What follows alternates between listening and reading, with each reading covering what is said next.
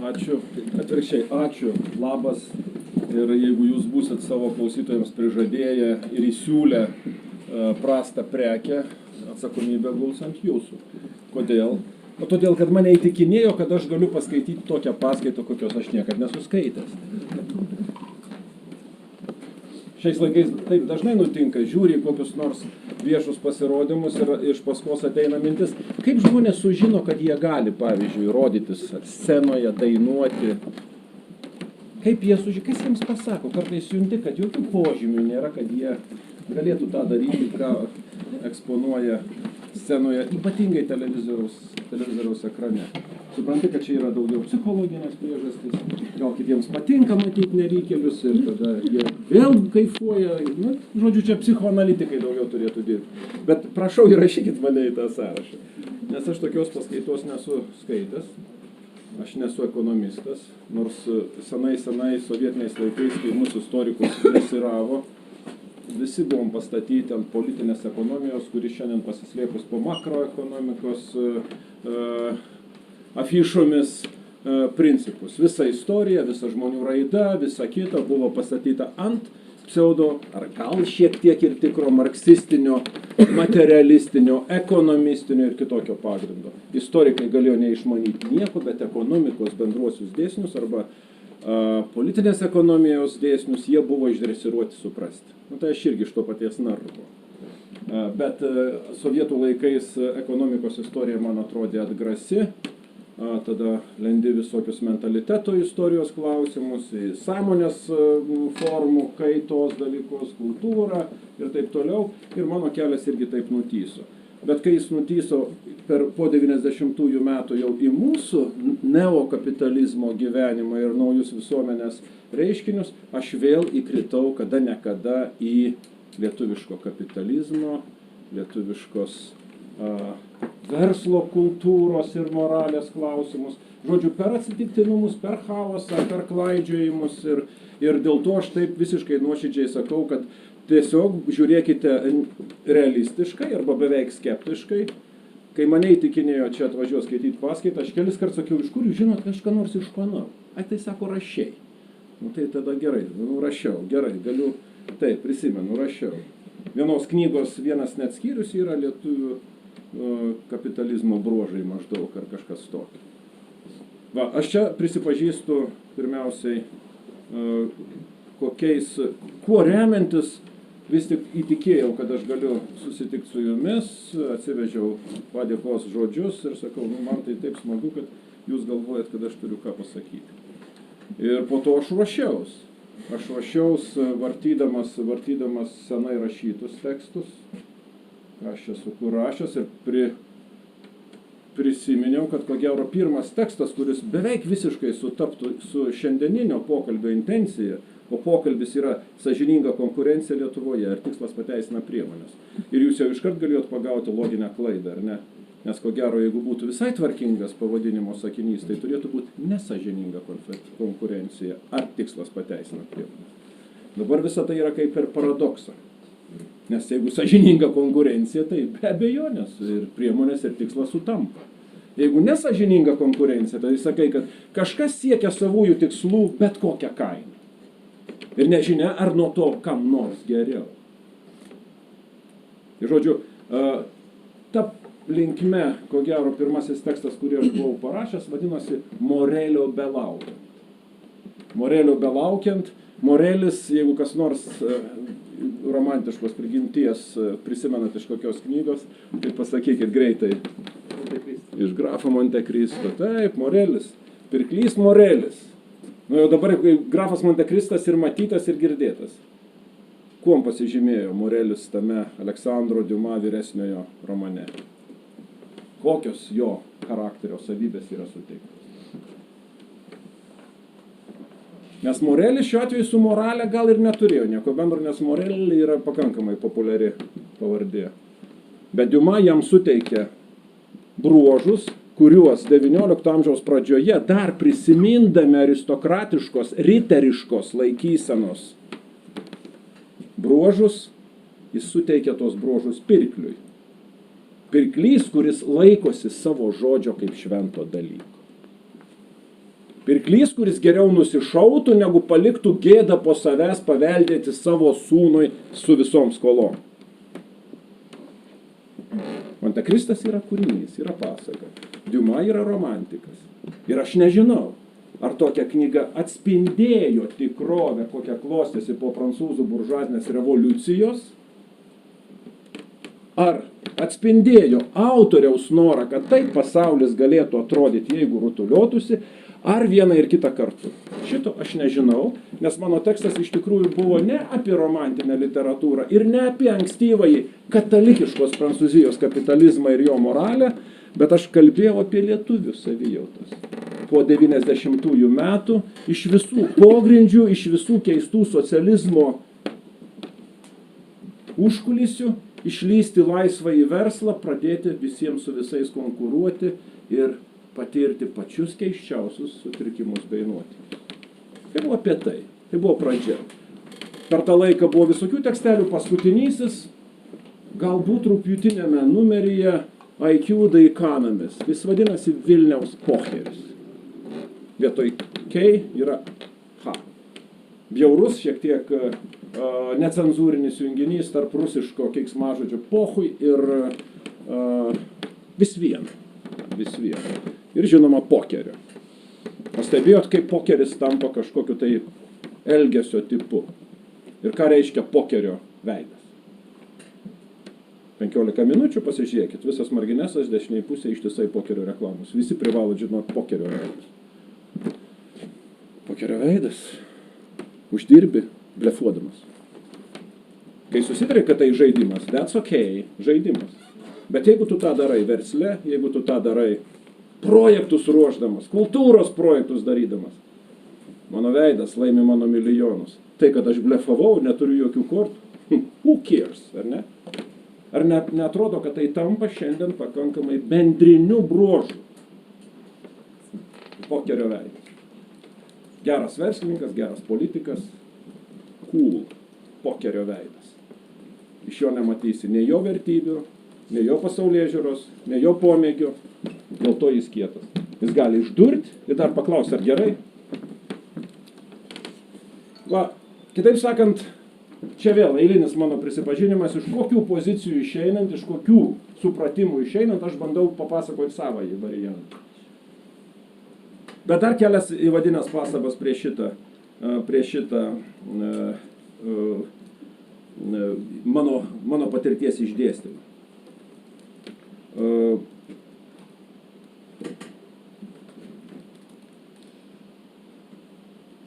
Aš pabandysiu remtis keliomis teorinėmis nuostatomis, kurios, man atrodo, yra svarbios ir universalios, ne tik mūsų sąlygom, bet ir bet kur kitur vakaruose ir laisvos rinkos bei globalaus pasaulio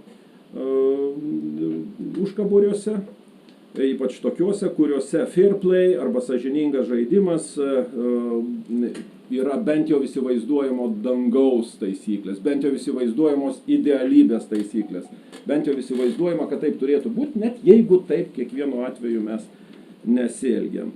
Ir tokiu būdu pasidalinti savo naujausių moralinės kultūros Lietuvoje poveikio ekonominiai raidai stebėjimais.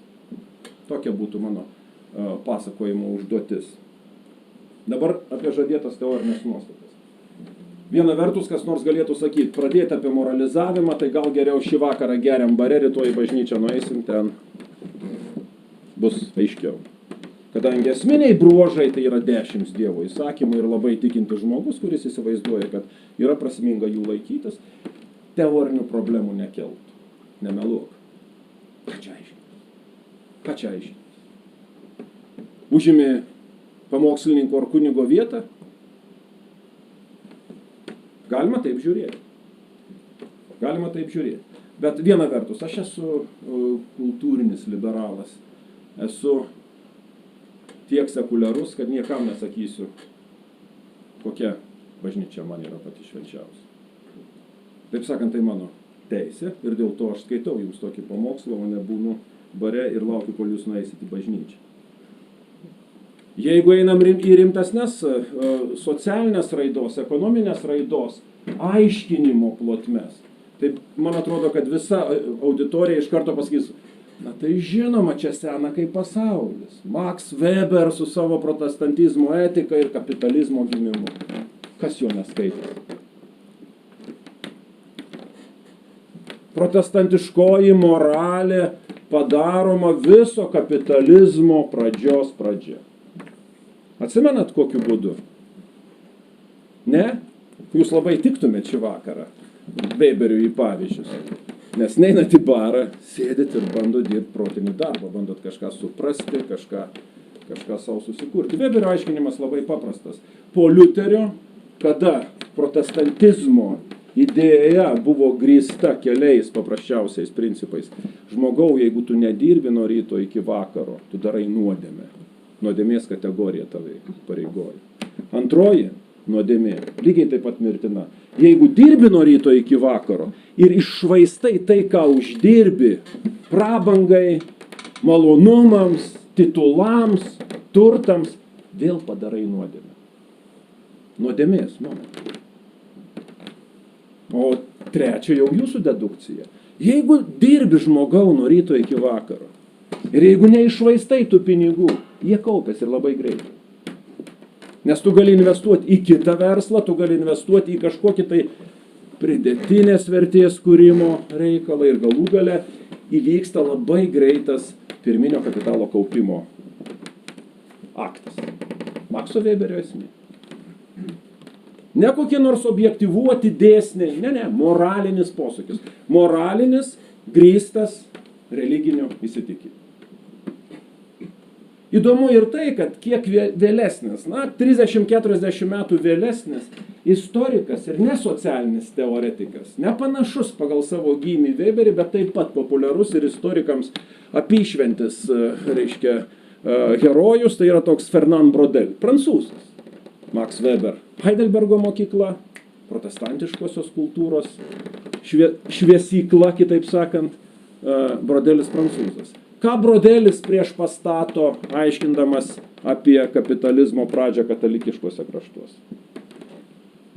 Sako, ne, katalikiškose kraštuose suveikia kitokie principai. Tenai yra didžiulis šeimos tradicijos, duoto žodžio, verslo paveldėjimo, pratęsimo ir atidavimo savo vaikui, savo anūkui tradicijos toks poveikis.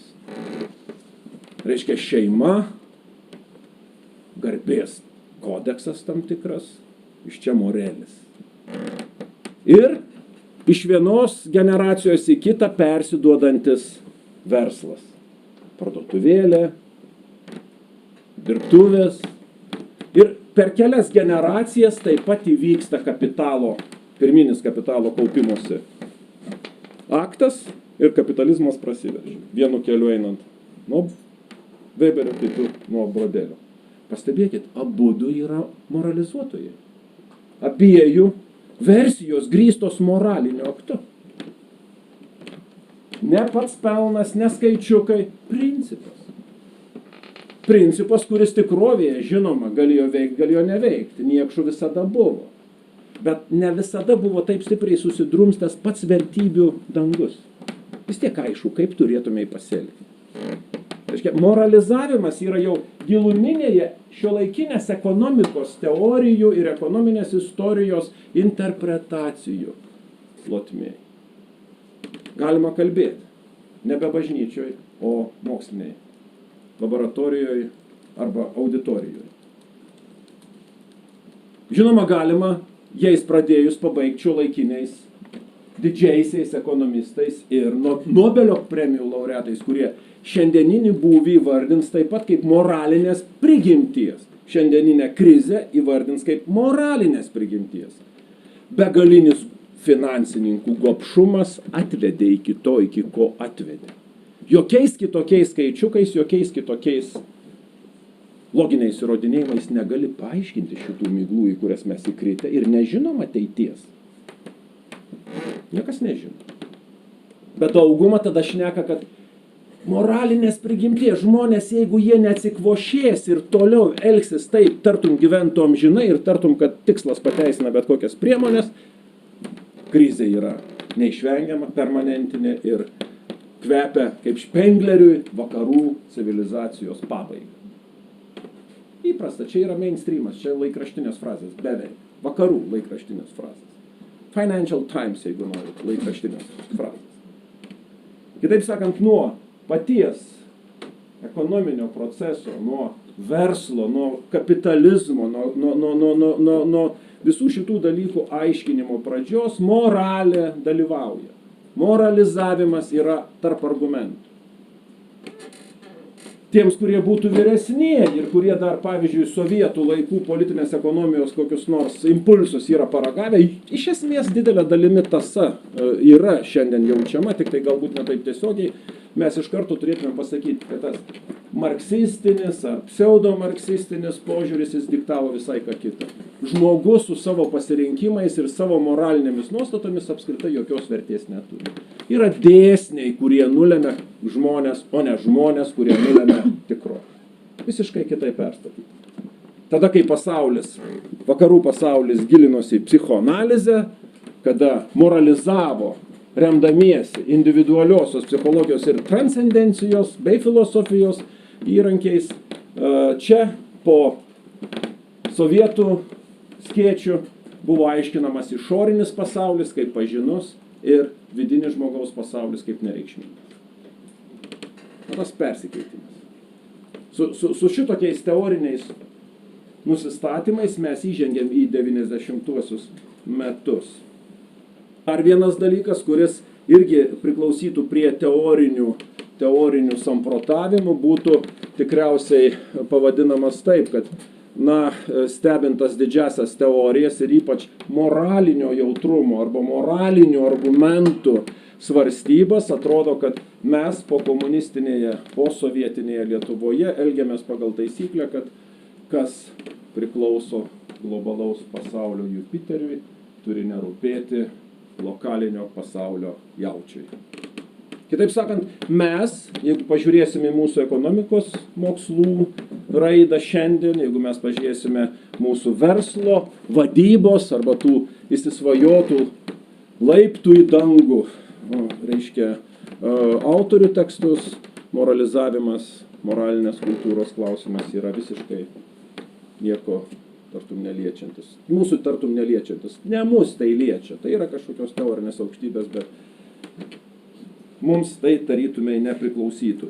Žinoma, yra knygų, kurios yra autorių, kurie šiek tiek tyrinėja, bet daugiau ne iš ekonominės pusės, ne iš verslo, vadybos ir technikos pusės, bet iš filosofijos.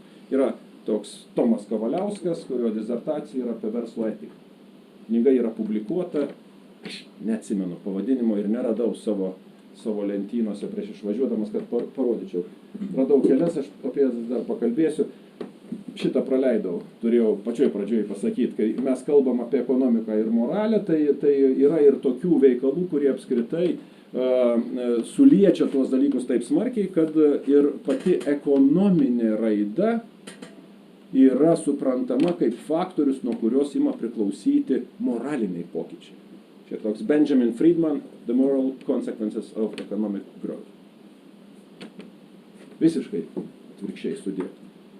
Mūsuosegi, kaip sakau, dėl įvairių priežasčių ir aš čia spėlioju, galit jausti, kad aš stipriai hipotetiškai aiškinu, kodėl yra taip nuvertinta moralybė, ne tik ekonominiuose, ne tik polittechnologiniuose procesuose, o paliekama grinajai privatybei. Dar moralė, kitaip sakant, nemušk žmonos, nespardyk vaikų ir nedaryk ko nors, tai ar veiks, bet jeigu tik persikelia į makroekonominės plotmes, moralė yra kaip penktas ratas vežimo ar ten dar kas nors. Prie ko čia? Ne prie ko greičiausiai.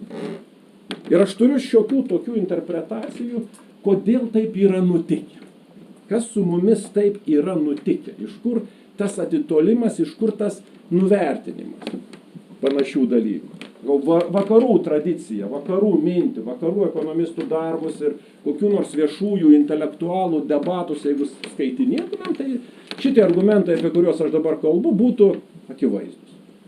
Mano mylimas autorius, toks Al Gore kalbų rašytojas, stiprus socialinis teoretikas Daniel Pink, paskaitykit jo A Whole New Mind, Why the Right Brainers Will Rule the Future, arba jo A Drive, praktiškai Nu, aš nuo jų nusiskaitęs.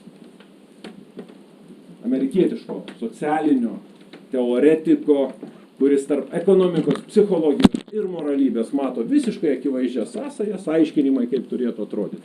Arba yra dar vienas autorius tiems, kurie socialinius mokslus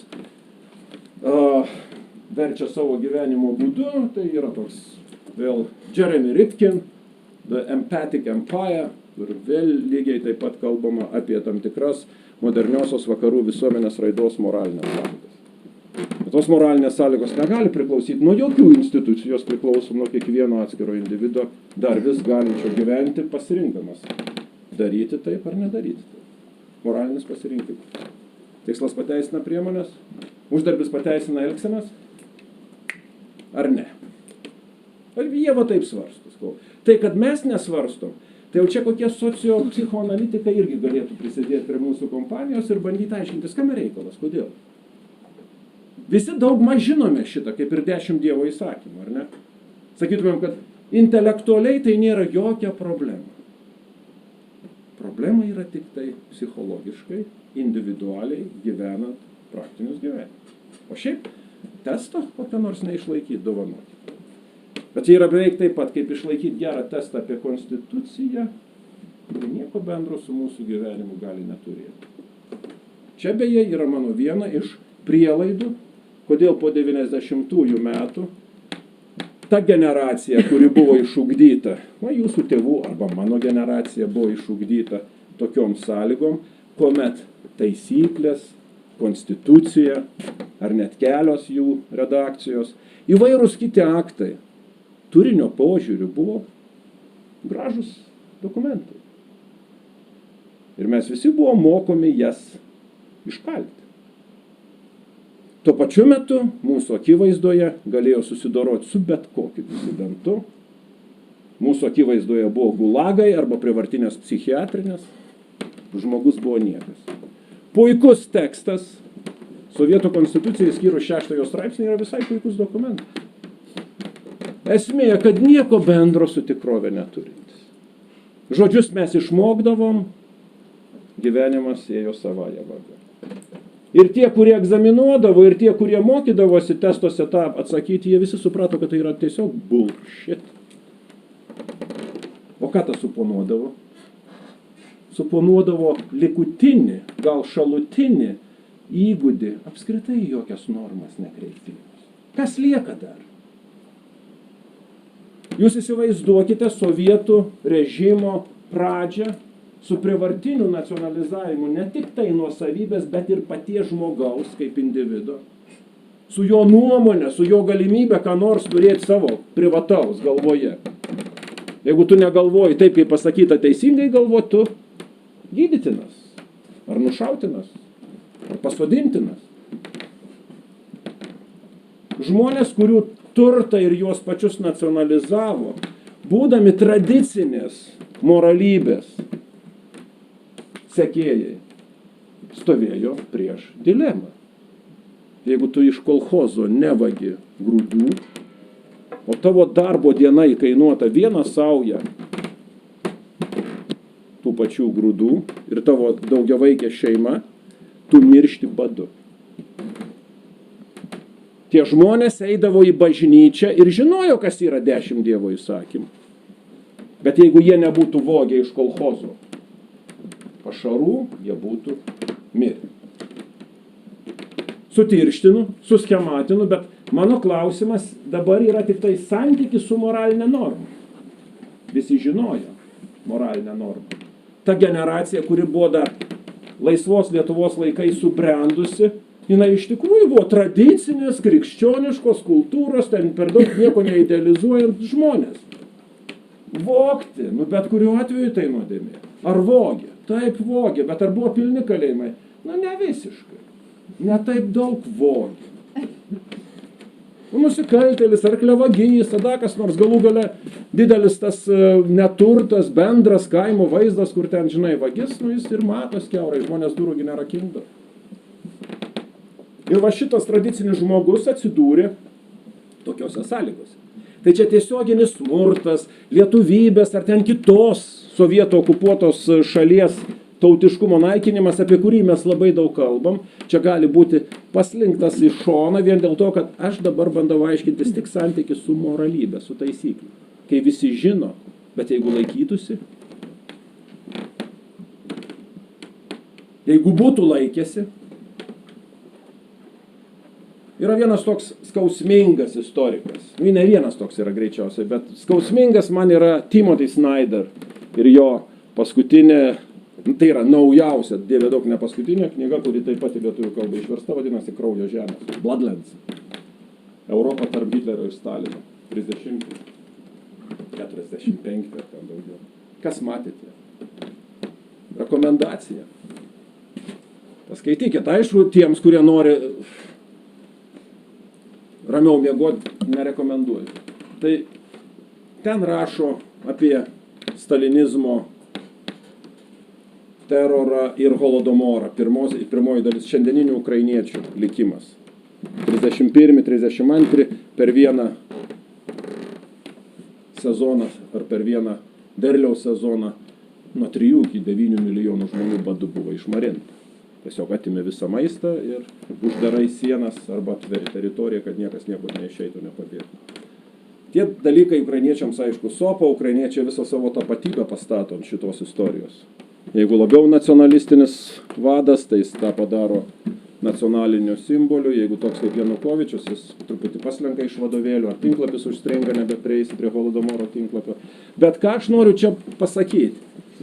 Kai Snyderis aiškina apie įvykusius procesus, ką išgyveno žmonės, po to jis tokia be galo žiaurę vieną digresiją išdėlioja.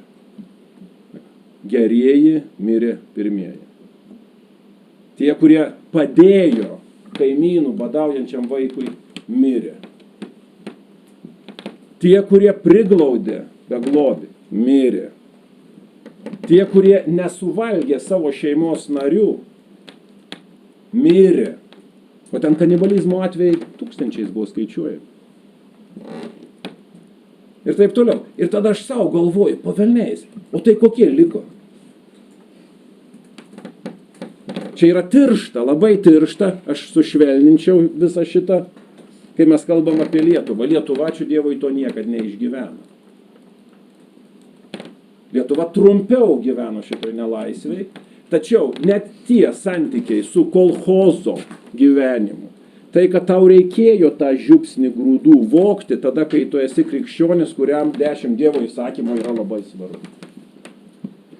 Sekuliarūs miestai, pusiau išsilavinę, diplomuoti, kartais beraščiai, bet diplomuoti prokurorai ar inžinieriai, ko tik tai nori, galėdavai surasti. Santykis su miesto gyvenimu. Vogti iš gamyklų, keistis privogtų. Vienas neša cigaretės, kitas neša varškę, jie pasikeičia namuose. Tai masiniai reiškiniai būdavo. Reiškiniai, kurie išnirdavo tokiais kaunietiškais anekdotais. Jį beje tą anekdotą ir dabar kartoja, bet jis yra senas, 70-ųjų metų anekdotas. Jeigu aptvertum Kauną spygliuotą vielą, visi žinotų, už ką sėdi. Yra senas, kadangi, reiškia, vėl tas pats realizmas, užkulisinis kapitalizmas, tai, kas šiandien atrodo normalu, absoliučiai legalu, anuomet galėjo atvesti žmogų į mirtininko kamerą. Yra sušaudytų žmonių už prekybą auksu, už valiutinės operacijas ir tai 60-ieji metai. Kooperatyvai, gyvulėlių auginimas, kailiukų auginimas galėjo sodinti 15 metų. Šiandien, kai mes tą verslo tradiciją bandom įsivaizduoti, tai Dieve mano, jiegi darė tai, ką mes šiandien turėtume daryti kuo puikiausiai, už tai jie turėjo būti pasodinti. Štai kaip aš norėčiau aiškinti vieną iš priežasčių, kodėl po 90-ųjų metų, kai mes išnyrame neokapitalizmą, neužtenka deklaruoti. Po to reikia gyventi. Vieni kuria verslus, tampa darbdaviais, kiti tampa darbininkais, buvę kaimynai tampa vienas toks, kitas toks, pagieža, socialinis revanšas, ko tik nori. Aš visko neįskleisiu, nes aš neišmanau pirmiausia, kaip ir sakiau jau.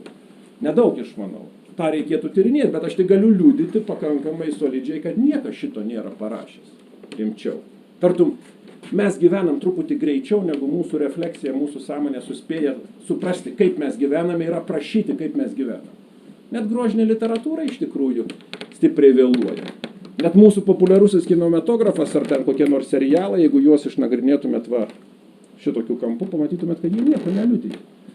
Nu, taip pat tos pačios banalybės, kokios banditiški ryšiai, ten dar koks kyšiai, ištvirkęs politikas, dar kažkas daugiau nėra nieko. Bet mano va šitą gal kiek per ilga ir aš, jeigu jau per daug jūs užverdžiu kilpą už kojos kur nors, tai reikit ir sakykit, kad pakeisk plokštelę, nes čia iš tikrųjų yra tik tai įvadinės mano pastabos gal. Ėjau, kad taip susiformavo santykis su moralybė. Moralizavimas pasidarė kaip kažkokiu būdu devalvuotas reikalas. Kalbėti apie moralumą po 90-ųjų pasidarė sunku. Nes jūs pastebėkite, daugelis iš jūsų tikriausiai jau praleidot kokius nors erazminius mainus, ar ten kur nors Jungtinių valstijų puodus plauti geram bare per vasarą, dar ką nors. Man labiausiai Amerikoje matomas skirtumas nuo pokomunistinių šalių jaunų žmonių. Ani atrodo kaip kokie naivuoliai. Jie tiki, kad tai, kas sakoma, yra tiesa. Jie baisisi, kai Clintonas meluoja, sakydamas, kad ovalinėme kabinete neturėjo nuotykių su Levinis. Ne tai, kad turėjo ar neturėjo, bet kad meluoja, kad turėjo. Nors prancūzas būtų interpretavęs tikriausiai, kad, nu, žinai, čia yra skirtingos erotinės kultūros.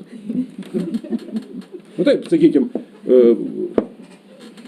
gal ne su amerikiečiais, bet su vokiečiais būdavo tokie prancūziški juokai. Sako, kuo skiriasi vokietis meilužis nuo prancūzų. Tai kai vokietis turi kokį nors romaną, niekas nieko nežino. Įmanomai tylu, bet jeigu jį kas nors paspirgina, viską jis apie savo meilę išduos ir pasakys. Kai prancūzas turi romaną, visi aplinkui šneka, ten jau visuose baruose yra praeita. Bet jeigu jį užspenčia į kampą ir pareikalauja, jis užsidaro kaip žemė. Kiek tai yra tiesa, aš nežinau, bet tik sakau, kad tas amerikiečių jaunas žmogus atrodo, lyginant su vidurio rytų europiečių, kaip naivuolis. Jis tiki, kad galima su gėriu, kad gėriui galima laimėti prieš blogį. Net Hollywoodas, jūs pastebėkit, kiek palieka herojų, kurie tiki, kad galima su korupcija kovoti, su blogiečiais, su saugumiečiais, su ištrūkusiais į kažkokią tai begalinę beprotybę buvusiais agentais, su kitais, tengi pilna uždėta. Norit ir Melo Gibsono su visais sąmokslo teorijų vaizdiniais. Nu, naivuoliai tie amerikonai, ar ne? Nes mes esam pripratę, kad tai dar nieko nereiškia. Kas iš tų sakė? Kas iš tos kalbos? Šitą, ką aš pasakoju, aš noriu tik padaryti tokią prielaidą, dėl ko mes šiandieninėme savo galvojime ir visose praktinėse veiklose, ar mes konkuruotumėm dėl vietų universitetuose, ar po universitetų, ar versluose, ar kurdami produktus, ar eidami į politikas, ar politikuodami ir intriguodami, mes elgiamės truputėlį kitaip. Ir moralybė toj vietoj turi būti trenktas. Aš sėkmingai jaučiuosi tokiu, kad imtumėj vidury dienos, vidury miesto įrodinėti, kad žmonės, atsičiukinkit, atsipeikėkit, kur nuves. Žodžiu, tas atsiritantis iš praeities sąmonės klodas, tas mentalinis paveldas jis dirba mumyse. Ir net jeigu jūs nebuvot gimę tame laike, jūs užaugot aplinkose, kurios gal ir nereflektuoja, bet tuomi vis tiek gyvena. Kiek aš turiu draugų, kurie 90-ųjų išvakarėse galės sakyti, viskas. Lietuva, žemaitis, aš iš Telšių. Mano draugas irgi buvo žemaitis vardu Jūzaps. Atėjęs laisvą Lietuvą, aš viskas, neapvoksiu. Beje, aš tikiu, kad jis ir nustojo, žinai. Ir galėjo būti tiek stiprios valios, kad suvoktų, kad tas, reiškia, nešimas iš fabriko, iš tos valdžios, kuri yra okupantų valdžia, primetanti taisyklės tau iš viršaus, tai kai aš iš jos vagiu, tai negriekas. Bet praslenka 10 metų ir kitas mano draugas, amerikietis, teisininkas Aidas Polubinskas, kuris ilgą laiką nuomavo Kurpių barą Klaipėdos senamiestį. Vienas geresnių lietuviškos kultūros laimėjimų, sakyčiau, per pirmąjį dešimtmetį. Tai sakydavo, jeigu aš ateinu į barą tą vakarą, mano pajamos 5,000 didesnės. Tik jeigu ateinu. Suskaičiuot lengva. Kaip galima paimti jo dabar ne iš valstybės, iš savininko ir turėti savo pelną. Visi žinom būdus tikriausiai, ar ne? Savo degtinę atsinešti, pakeisti, pilstyti kitą, ten taip toliau, taip toliau. Ir neparduodi to savininko geralų, pasiimi jo pinigus ir viskas. Absoliučiai. Turiu visiškai artimą savo šeimos narį, kuris dabar įsidarbinęs nekilnojamo turto didelio daikto vadyboje, sako, kai pasižiūri visus popierius, tai visi kontraktai atrodo, kad 2 kartus didesnių kainų negu iš tikrųjų kainuoja.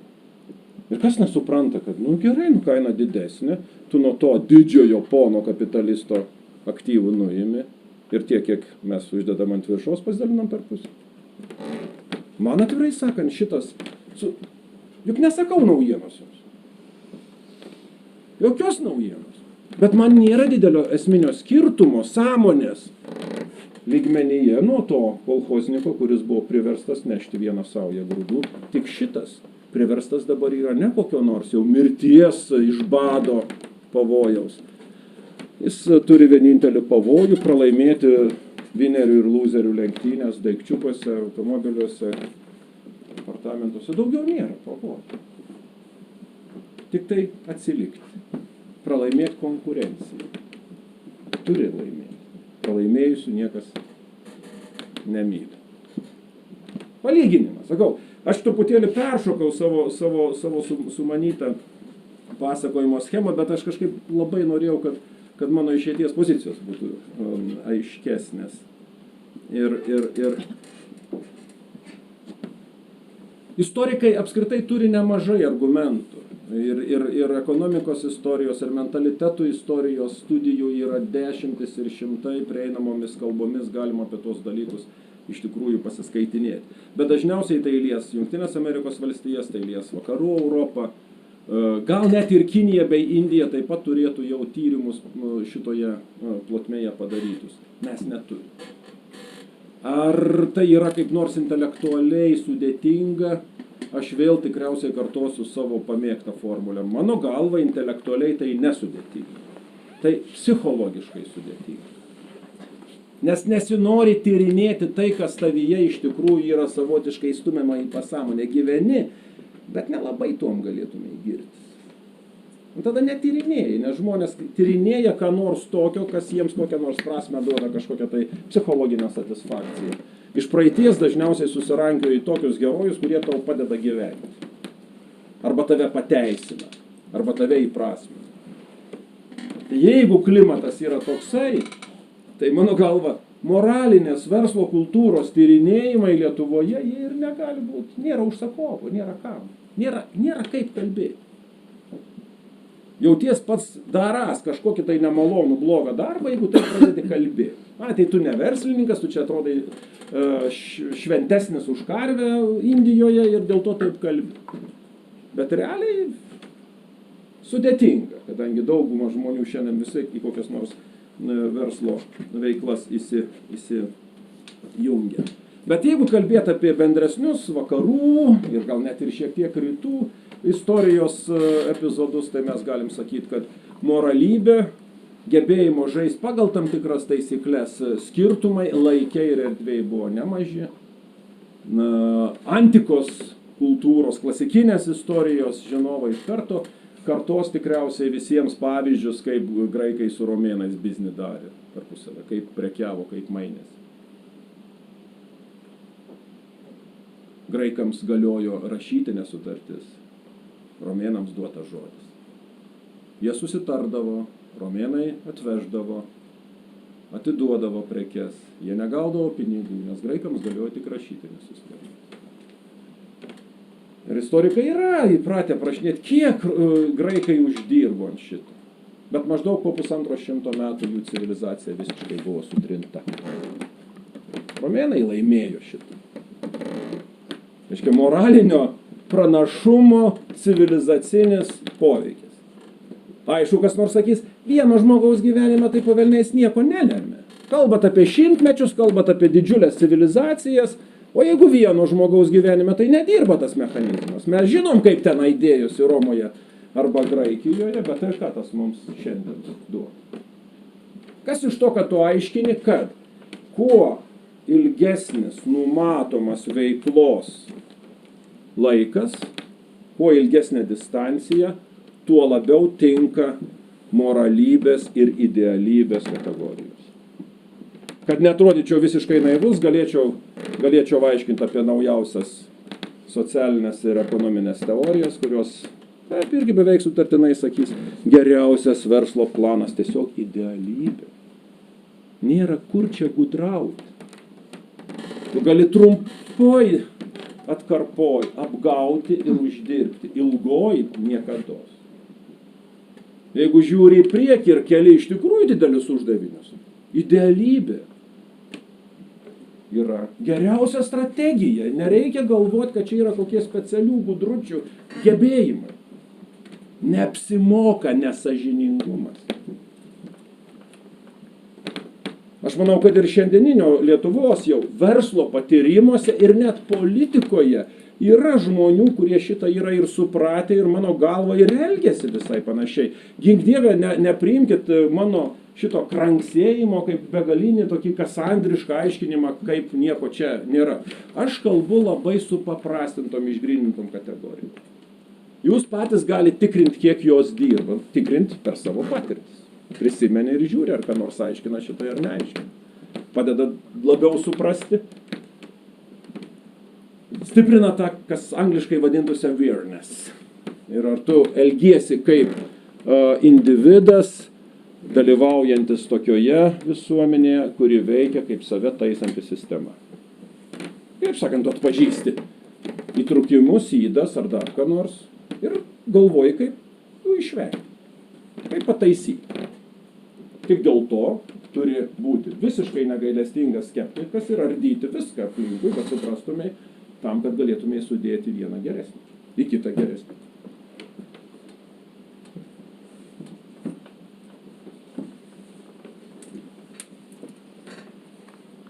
Jeigu mes galvotumėm, o aš galvoju, kad vis tik tie didžiausi sąmonės lūžiai ir didžiausias moralinės kultūros erozijos epizodas buvo susijęs su sovietmečiu, visų pirma. Nors dažnai istorikai, sirgdami visomis įmanomomis profesinėmis lygomis, ir aš jų turiu begalę, jie galvoja, kad pati iš istorijos viskas yra nulemta ir paaiškinama. Mes esam tokie, atpažįstam kažkokios įdas. Ai, tai mūsųgi iš istorijos, o čia taip ateina. Tartum viskas yra fatališkai nulemta. Aš tai vadinu liga ir iš tikro kiek įmanoma bandau spyriotis ir sakyti, iš istorijos nėra nulemta tiek daug, kad šiandien gyvenantysis savo valia ir pagal savo pasaulėžiūrą negalėtų pasakyti. Nebūtina tą daryti, aš galiu elgtis kitaip. Niekas iš istorijos manęs neprivers daryti vienaip arba kitaip. Bet tada su tam tikrų pavydo arba nepavydo jausmu gali būti susiję tokie svajojimai arba palyginimai.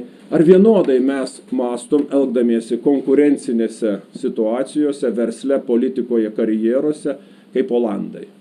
Ypatingai versle, ekonominėse santykiuose. Greičiausiai ne. Ir tada istorikas sakys, čia, toj vietoje aš ir galiu pasakyti, kad, žinai, jie jau kokius 800 metų tą fair play ugdė. Nevaržomai. Jie pirmosios kapitalistinės arba buržuazinės revoliucijos kraštas. Jie išugdė tokią savireguliacijos sistemą, kuri leido pasiekti gerovės, pasiekti tam tikrus kapitalizmo gražiausius pavidalus. Tai žinoma nereiškia, kad nėra kalėjimų, nėra sukčių ir Olandai pagal apibrėžimą yra visi geri, ir vyrai, ir moteris.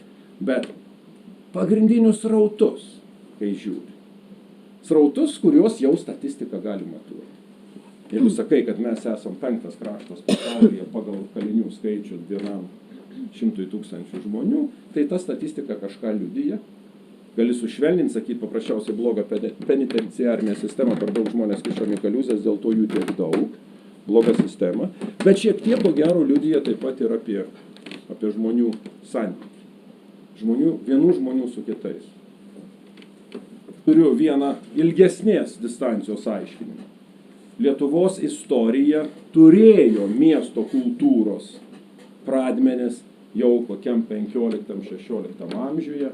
Ir Vilnius, ir Kaunas, ir Gardinas, ir kitos vietos jau turėjo negausius miestiečių arba buržua, ankstyvųjų buržua sluoksnius, bet mūsų bėda, kad į modernybę žengiant, per atgimimo fazę XIX amžiuje šita miestietiškoji tradicija su savo etosu, kaip daryti biznį, nebuvo perduota. Mes negalėjom perduoti. Mūsų atgimimo, lietuviškumo, supratimo pamatai buvo palieti kaime po šiaudinę pastogę. Ir tada moralybė apskritai, ta kaimiškoji lietuviška moralybė apskritai prekybos, finansinių operacijų, palūkininkavimo net nebūtų priėmus. Ir tai būtų katalikiški viduramžiai. Kiek užtruko, kol krikščionis apskritai iš palūkanų galėjo pradėti gyventi. Yra tokia nuostabi knyga Žydų amžius. Tyto Alba berods išvertus, Lioskin. Įdomus filologas iš išsilavinimo, iš Maskvos atsidūręs Berklyje. Nuostabi knyga. Nei su semitizmu, nei su antisemitizmu čia nieko bendro neturi. Tiesiog žydus turi omeny kaip tam tikrą tipą veikiančių žmonių. Prekiaujančių, finansinės operacijas atliekančių, taip toliau, taip toliau. Tai jeigu mes pasižiūrėsim į Valančiaus gadynę, į Palangos Juzės laikus, tai pažiūrėkite, kad apskritai verslo prasme ten nėra net galimybės įsivaizduoti. Vienintelis verslininkas pats Palangos Juzė, siuvėjas, besibastantis nuo sodybos prie sodybos, ir tai jis yra pakankamai įtartinas tipas ūkininkui, nes jis nesėdė ant žemės, neria, neaugina, negyvena sėsliai, o kaip profesionalas eina nuo sodžiaus prie sodžiaus. Jau blogas.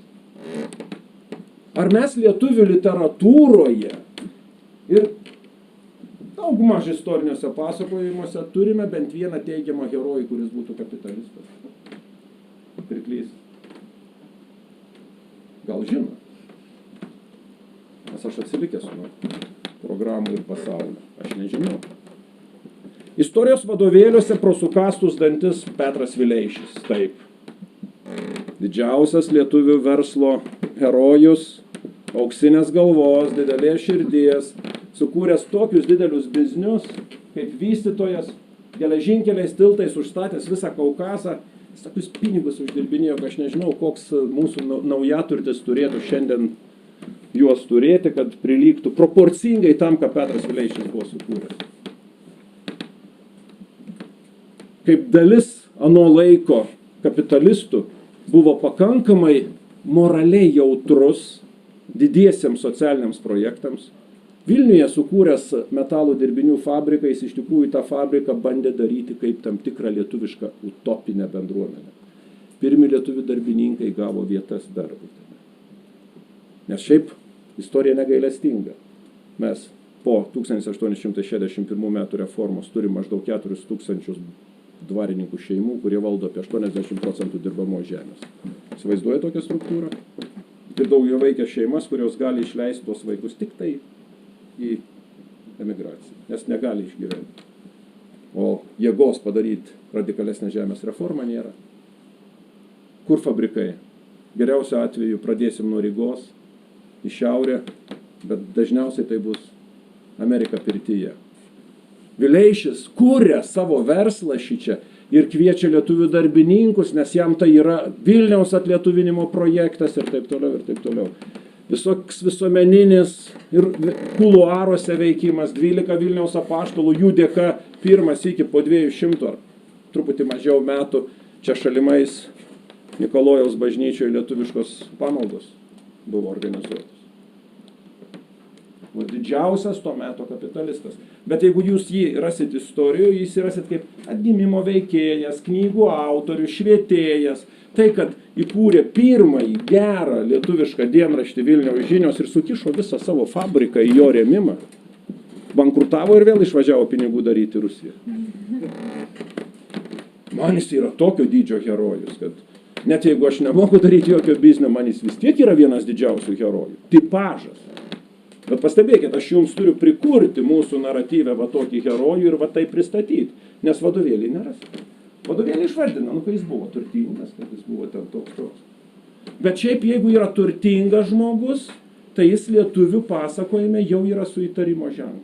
Nes visi turtingi yra banditai, grobuonis, mafijozai, senovėje taip mažiau, bet pastebėkit, net koks nors Dionizas Poška, kai jis išnyra mūsų akiratėje, jis turi būti toks, truputėlį keistas, senienų mylėtojas, bet pasakyti, kai jis buvo pakankamai turtingas dvarininkas, kad jisai turėjo valstiečių, kad jisai rėmė Kražių gimnaziją, kad jis aukojo dar ką nors.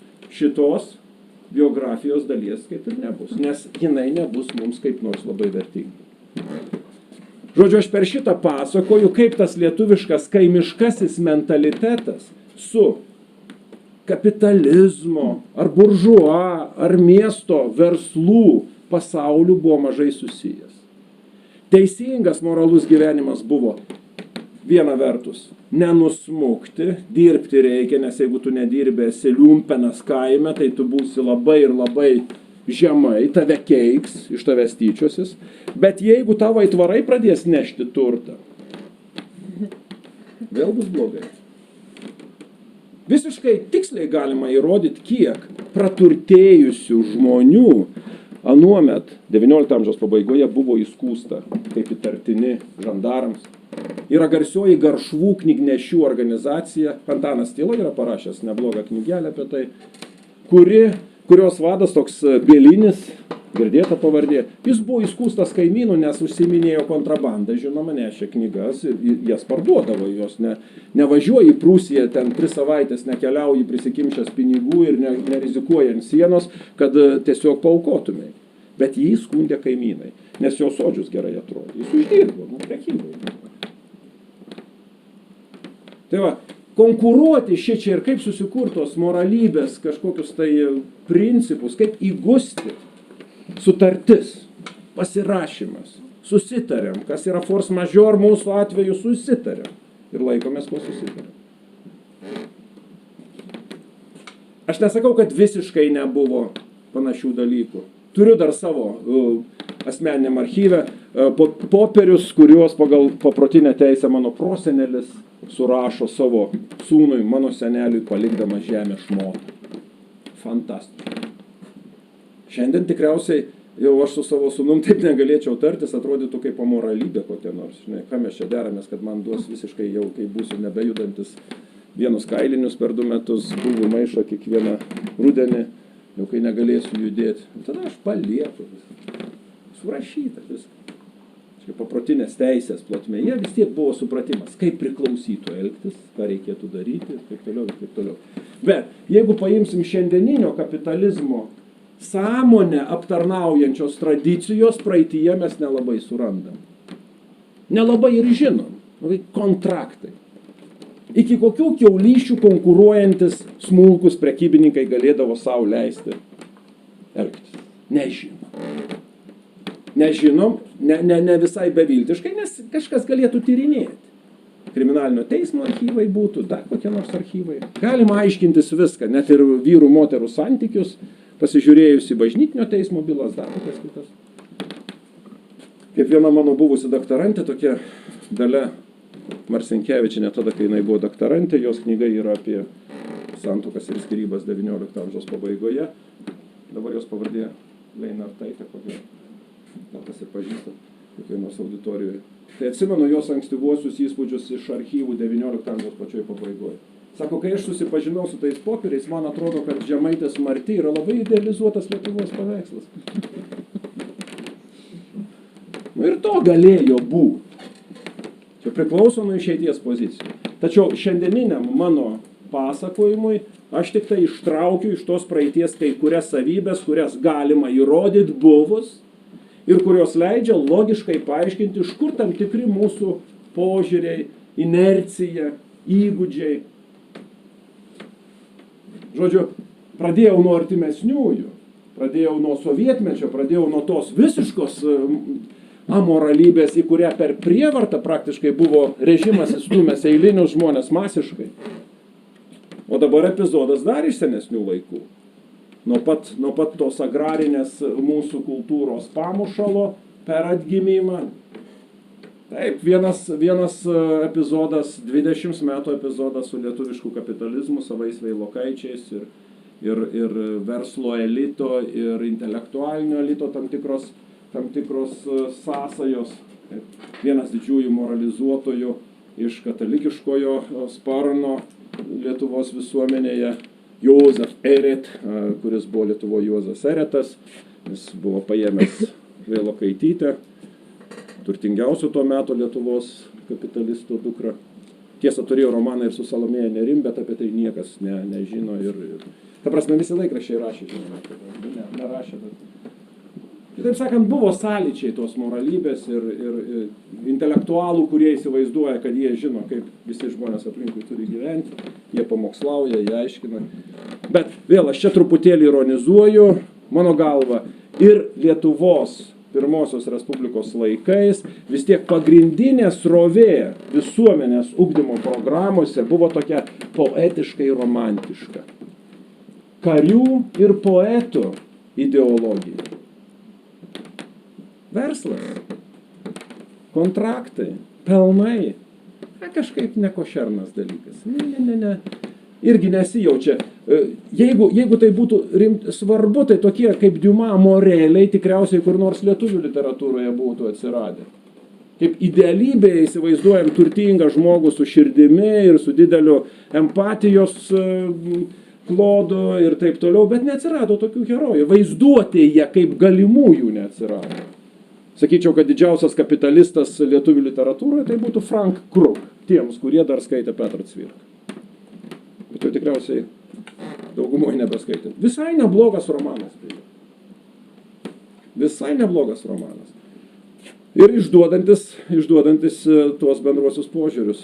Bet nežinia, kiek požiūris į Amerikoną sugrįžusi su savo verslu į Lietuvą, o kiek požiūris į kapitalistą, turtingą žmogų, kuris kažkokiu būdu turi ir samdyti žmonės, mokėti algas ir taip toliau ir taip toliau.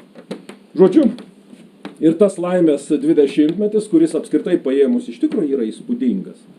Nuo kokių žemumų per 20 metų mes sugebėjom pakilti, ką mes ten padarėm, bet čia yra kita ir labai ilga tema. Aš tikiu, kad per artimiausius 4 metus iki 100-mečio mes apie tai kalbėsim.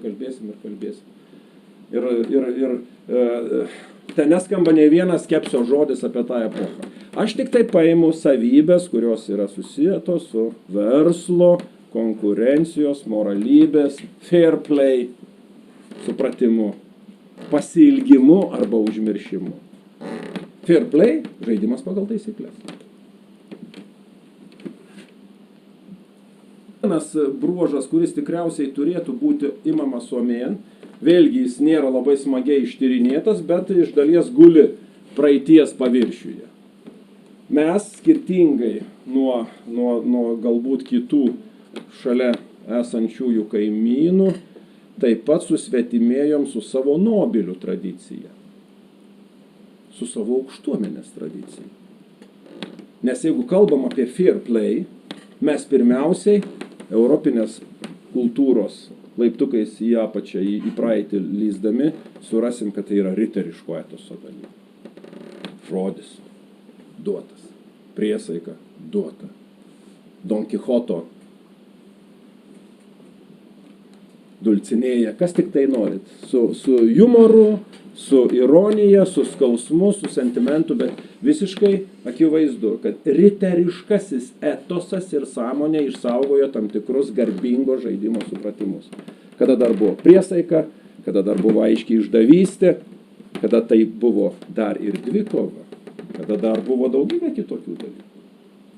Bet bėda yra ta, kad ir šitas romantikams, ir Diuma, žinoma, labai patrauklus riteriškasis etosas, kuris mūsų aukštuomenėje tikrai buvo.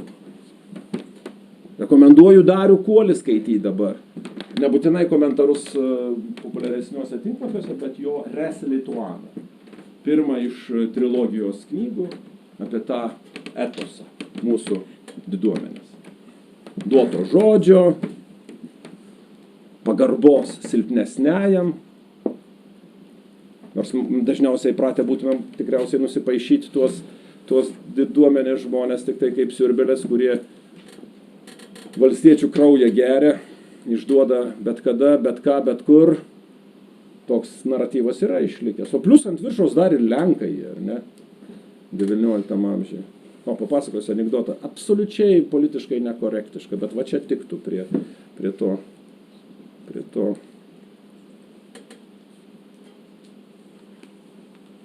Mama sako sūnui, kuriam 30 keli metai, sūnau, tau laikas ženytis, tuoktis. Vis tiek metai bėga. Nenoriu, mama. Jis sako, žiūrėk, Onutė, gretutinėje laiptinėje, kokia faina yra. Nepatinka jinai man. Nu, o va Marytė, žiūrėk, kitam name. Ne, neįdomi, man nepatinka. Tai po galai, sūnau, kas tau įdomus, kas tau patinka? Zbignevas. Pauzė sako, betgi jis Lenkas.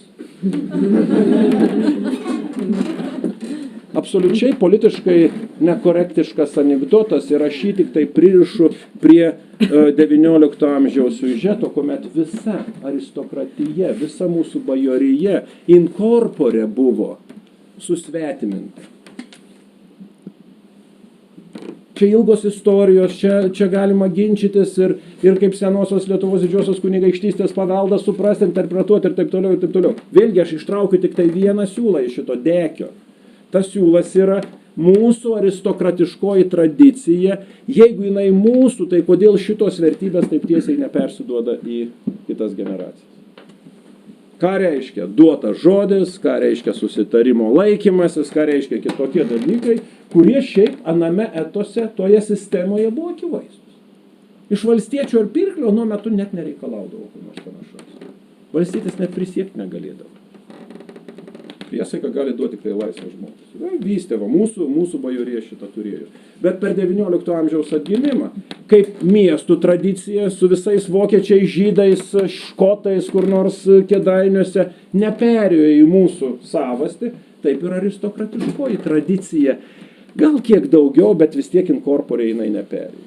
Ir neįvyko net vaizduotėje tas sąlytis, kurį Morelio personažė Aleksandras Diuma bandė kurti. Kada aristokratiškus elgesio principus perkelia pirkliui ir bando pasakyti, kad tai yra įmanoma. Kad kapitalizmo herojus, pirklys, verslo žmogus, pramonininkas, jis gali būti toks. Kad tai yra įmanoma. Sakyčiau, lietuvių sąmonės įrodomame kelyje, aš galiu ko nors nežinoti, reiškia kiti tyrinėtojai gali įrodyti, kad galbūt ten kas nors buvo, bet tiek, kiek aš esu supratęs, paskaitęs, suvokęs, atpažinęs, tai man atrodo, kad vis tiek mainstreamas, pagrindinės rovėjai tą beveik neatlieka.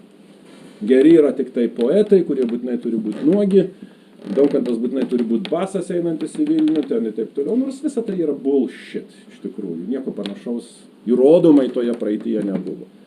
Stiprus pasiturintis ūkininkas, kuris leido savo sūnų, Daukantas numavo visai neblogoj vietoj kambarėlį, pasam jame tikrai būtų gėda tuometinio. Bet mums, kai pasakojamės tas istorijas, reikia šito. Turi būti varguoliai, išėję į mokslus, gyvenantis grinai romantiniam idėjom, tai reiškia su pinigais, su verslu, su kontraktais nesusiję. Apie tai net nekalbam. Arba kitaip sakant, neleidžiam savo pripažinti, kad visos moralinės normos, kurios galioja tarp veiksnių piliečių, jos gali būti perkeltos ir į verslą. Kad ir koks mažas verslo kontraktas, toksai kaip atėjimas į barą nepažįstamo girtuoklio ir už baro stovinčio žmogaus, tai yra kontraktas. Alaus, kiek, įpili vandens, apgauni. Paprastas santykis. Taip sakant, jisai turi būti pabrėžiamas. Tai aš čia tik tai bandau komentuoti, kaip galėjo nutikti, kad šiandien taip mažai mes tokius dalykus diskutuojame, o kaip tikrovėje vyksta, tai niekas negali ir įrodomai kaip nors paaiškinti, kadangi šitokios statistikos, na gal koks, šitas beje institutas galėtų imtis panašiai tokių klausimų, anoniminę anketą. Ar esate išdūręs savo partnerį? Na šiaip vakaruose fair play taisyklė numeris 1. Niekados neapgaudinėk savo partnerį. Aš turiu omeny ir biznį, ne tik partnerį gyvenantį sykį. Biznį. Esate išdūrę savo partnerį. Tai įdomu, kaip atsakytų. Toks būtų vertas dalykas. Ar svarstot, kokio dydžio alga turėtų būti mokama jūsų dirbančiam žmogui? Jūs tikriausiai žinot statistiką, kad pavyzdžiui, tarp visų kaimininių kraštų Europos Sąjungos rytinėme pakraštyje Lietuvoje yra patys didžiausi kontrastai tarp menedžerių atlyginimų ir dirbančiųjų. Net Latvijoje yra mažesnis. O apie kokius čekus, jeigu kalbėsim, tai ten jie atrodys. Aš sakys, jeigu aš taip žiūrėsiu jautriai į savo dirbančiuosius, aš pralaimėsiu konkurencinę kovą su tais kitais, kurie apiplėšinėja ir dar vokeliuose moka. Kadangi aplinkui apiplėšinėja ir moka vokeliuose, tai aš irgi moku vokeliuose. Ar daug laimiu, ar toli nueisi, aš nežinau. Bet tokios problemos, toks klausimas gali kilti. Socialiai jautraus verslo ateities vaizdiniai, mano galva, jau pamažu Lietuvoje pradeda garsėti, jau vis daugiau žmonių, kurie daro didelį biznį, kalba apie tai, kad mes suprantam, kad negali būti ten pelningos įmonės savininkas, vystytojas ir įsivaizduoti skurdžių kvartalus ir gated communities for rich. Tai jokia perspektyva, kad galų gale tu nupjauni šaką, ant kurios sėdi. Mano galva, socialiai jautraus verslo vystymo idėjos jau yra pakankamai paplitusios, pakankamai tokios išreikštos.